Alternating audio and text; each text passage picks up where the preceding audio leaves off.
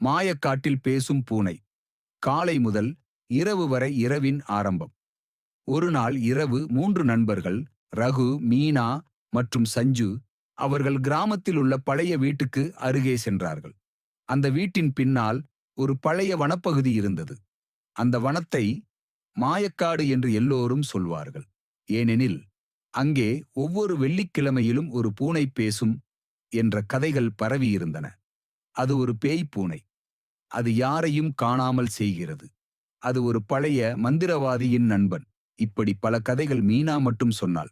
இது எல்லாம் வெறும் கற்பனை. நாம் சென்று பார்த்து விட்டு வரலாமே.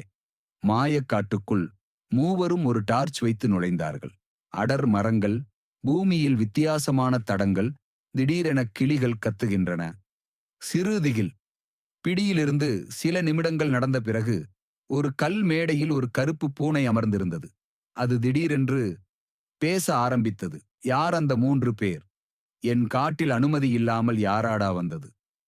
மீனா நடுங்கினாள். ரகு குலுங்கினார். சஞ்சு திகைத்து பார்த்தான். நான் ஒரு பேய் இல்லை.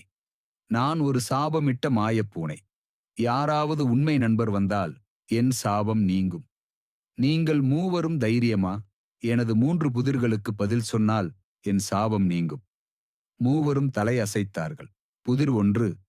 நான் இரவில் மட்டும் வருவேன், ஆனால் ஒருபோதும் நிழல் இருக்காது. நான் யாரு? மீனா. மழை. பூனை. சரியான பதில் மழை. புதிர் 2. கண்ணால் பார்க்க முடியாது, ஆனால் மனதில் உணரலாம். என்ன அது?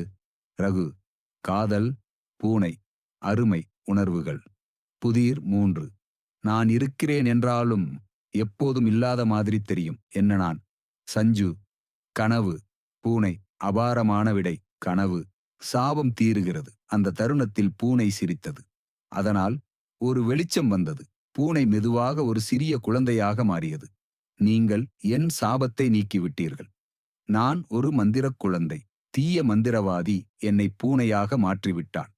நீங்கள்தான் உண்மையான நண்பர்கள். அது மகிழ்ச்சியாக எல்லோருடனும் கை குலுக்கினார்கள். குழந்தைகளும் அது ஒரு நல்ல அனுபவம் என நினைத்து வீடு திரும்பினர். பயப்பட வேண்டாம். துணிந்தால் முடிவு உண்டு. நட்பு, துணிவு மற்றும் நல்ல மனது பயத்தையும் வெல்லும்